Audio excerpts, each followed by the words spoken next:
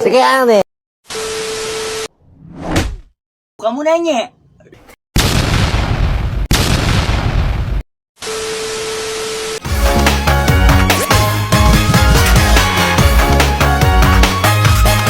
사실은 오늘 너와의 만남을 정리하고 싶어 널 만날 거야 이런 날이야 해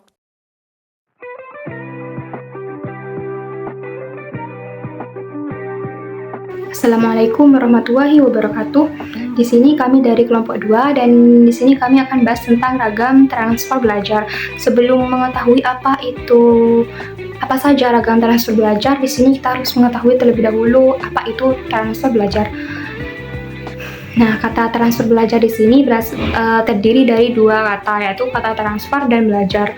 Di mana kata transfer itu sendiri berasal dari bahasa Inggris yang memiliki arti pindah atau pengalihan. Dan kata belajar menurut Kamus Besar Bahasa Indonesia itu memiliki arti berusaha atau proses kita untuk memperoleh ilmu. Jadi, secara singkat, transfer belajar merupakan proses penerapan pengetahuan atau keterampilan yang telah kita pelajari sebelumnya ke dalam situasi belajar yang baru. Artinya, apa yang telah kita pelajari sebelumnya bisa mempermudah dan memahami kita dalam menguasai hal-hal yang lain. Baik, untuk selanjutnya lanjut ke ragam transfer belajar. Kata ragam di sini memiliki arti jenis atau macam. Nah, ada beberapa cara untuk mengklasifikasi ragam transfer belajar, namun secara umum terdiri dari dua, yaitu ragam transfer belajar positif dan negatif.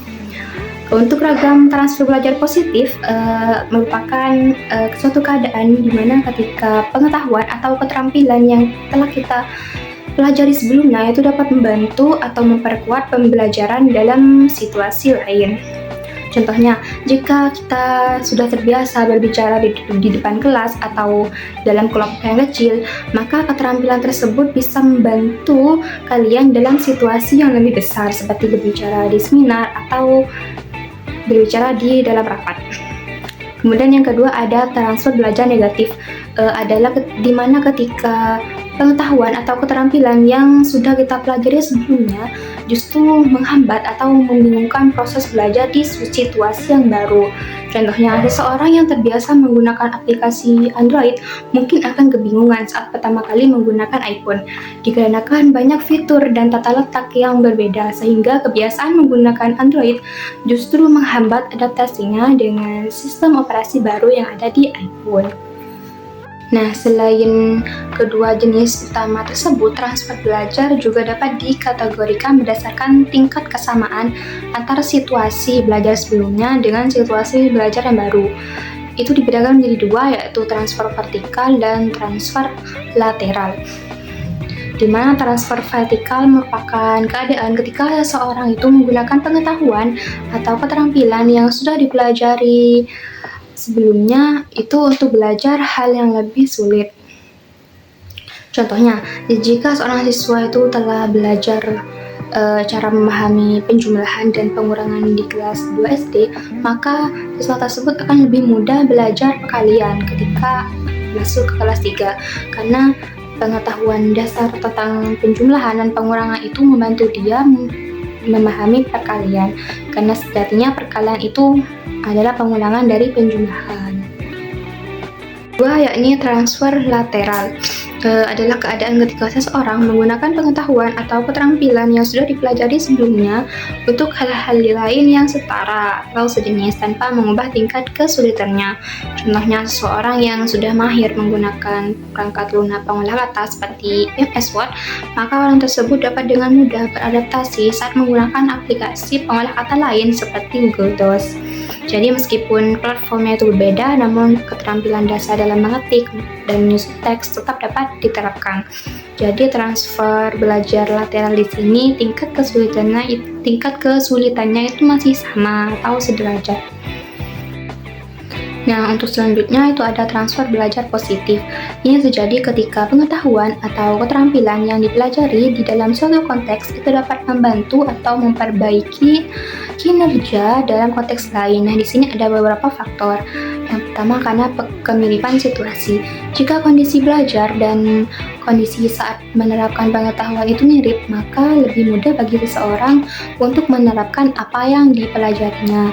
Misalnya, seorang anak yang pintar menggambar dengan pensil debu gambar, maka anak tersebut ketika diminta untuk menggambar di papan tulis menggunakan spidol, dia bisa dengan mudah menyesuaikan diri karena situasinya mirip, yakni sama-sama menggambar menggunakan tangan. Anak tersebut bisa lebih cepat dan mudah menerapkan keterampilannya yang di buku menggambar ke papan tulis. Yang kedua, yakni karena pemahaman yang mendalam. Karena semakin kalian memahami suatu konsep, maka semakin mudah juga menerapkannya di situasi yang berbeda.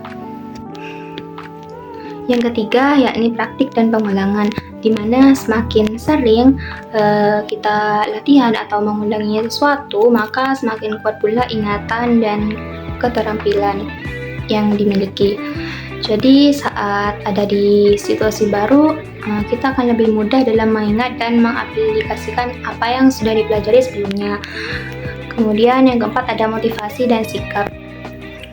Dimana apabila kalian mempunyai semangat dan sikap yang positif terhadap belajar, maka kalian itu akan lebih cepat dalam menangkap pelajaran dan juga bisa menerapkannya.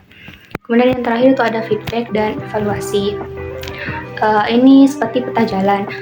Dengan adanya umpan balik dan evaluasi, kita bisa mengetahui sejauh mana pemahaman dan di mana kita itu harus memperbaiki diri. Contohnya, saat mengerjakan soal latihan, seorang guru pasti akan memberikan nilai dan komentar untuk memperbaiki kesalahan-kesalahan kita. Jadi dengan begitu, pengetahuan yang kita peroleh itu akan lebih mudah diterapkannya dalam situasi yang berbeda, dan kita tuh bisa terus berkembang dan belajar. Assalamualaikum warahmatullahi wabarakatuh. Di sini saya akan melanjutkan materi presentasi dari Mbak Alfi, yaitu tentang transfer dari memori jangka pendek ke memori jangka panjang. Kan memori kita terbagi menjadi beberapa jenis. Salah satunya adalah memori jangka pendek atau short term memory dan memori jangka panjang atau long term memory. Saat kita menerima informasi baru, misalnya dari pelajaran atau pengalaman sehari-hari, pertama-tama informasi tersebut akan masuk ke dalam memori jangka pendek. Di sini memori jangka pendek berfungsi seperti tempat parkir sementara buat informasi yang baru kita dapatkan. Kapasitasnya terbatas, biasanya hanya bisa menumpang 5-9 item dalam waktu yang singkat, sekitar 20 atau 30 detik. Itu kenapa seringkali kita lupa kalau nggak langsung mengulang atau memperkuat ingatan kita. Agar informasi ini tidak hilang begitu saja, diperlukan proses transfer dari memori jangka pendek ke memori jangka panjang. Proses ini sering disebut sebagai konsolidasi memori. Memori jangka panjang memiliki kapasitas yang jauh lebih besar dan bisa menyimpan informasi dalam waktu yang sangat lama, bahkan seumur hidup. Seperti yang Ibu Selvi jelaskan kemarin, di sini ada beberapa cara supaya transfer bisa menjadi lebih efektif. Yang pertama yaitu catatan materi. Menulis catatan itu bantu banget loh buat bikin kita lebih paham sekaligus mindahin informasi dari memori jangka pendek ke memori jangka panjang. Kan pas nulis kita secara nggak langsung ya, juga ngerangkum hal-hal penting dan memprosesnya lebih dalam. Terus yang kedua, latihan soal. Nyoba mengerjakan soal bisa ngingetin ingatan dan pemahaman. Dengan latihan soal, kita bisa nerapin konsep yang udah dipelajari dalam berbagai situasi. Jadi makin nempel di ingatan setelah itu. Terus yang ketiga yaitu praktik langsung. Praktik langsung, apalagi buat pelajaran yang butuh keterampilan fisik atau teknis, kita makin ngerti dan nyambungin teori sama pengalaman nyata. Terus yang keempat yaitu hafalan. Pakai metode hafalan kayak mnemonik atau ngulang-ngulang bisa bantu biar informasi yang detail atau kayak rumus atau istilah penting lebih nempel di memori jangka panjang. Terus yang kelima yaitu pengulangan. Semakin sering kita ngulang-ngulang informasi, makin besar kemungkinan informasi itu bakalan keinget terus. Sama kayak pas kita hafalan, makin sering ngulang, otak makin familiar sama informasinya, jadi lebih gampang diingatnya gitu. Terus yang keenam, membuat informasi bermakna. Otak kita lebih gampang mengingat hal-hal yang punya makna atau nyambung sama perasaan kita. Misalnya, kita lebih gampang ingat momen spesial kayak ulang tahun kita atau wisuda karena ada emosi di situ. Sama kayak belajar. Kalau infonya bisa dikaitin sama pengalaman pribadi atau disajikan dengan cara yang bermakna, bakal lebih gampang masuk ke ingatan kita gitu, teman-teman. Contohnya di sini, bayangin kamu lagi belajar buat ujian kan. Pas pertama kali baca materi, kamu cuma ingat beberapa poin penting. Itu masuknya ke memori jangka jangka pendek. Tapi kalau kamu sering ngulang-ngulang materinya, kayak bikin rangkuman atau belajar bareng temen, lama-lama materi itu akan masuk ke memori jangka panjang. Jadi pas ujian, kamu bisa ingat dan jawab dengan lancar. Misalnya, kamu hafalin rumus matematika. Awalnya kamu lupa-lupa ingat kan, tapi setelah ngulang terus-menerus, tiba-tiba kamu bisa hafal rumusnya tanpa harus lihat buku lagi. Nah, itu tandanya rumusnya udah nempel di memori jangka panjang kita. Jadi transfer dari memori jangka pendek ke memori jangka panjang bukan sesuatu yang otomatis, teman-teman.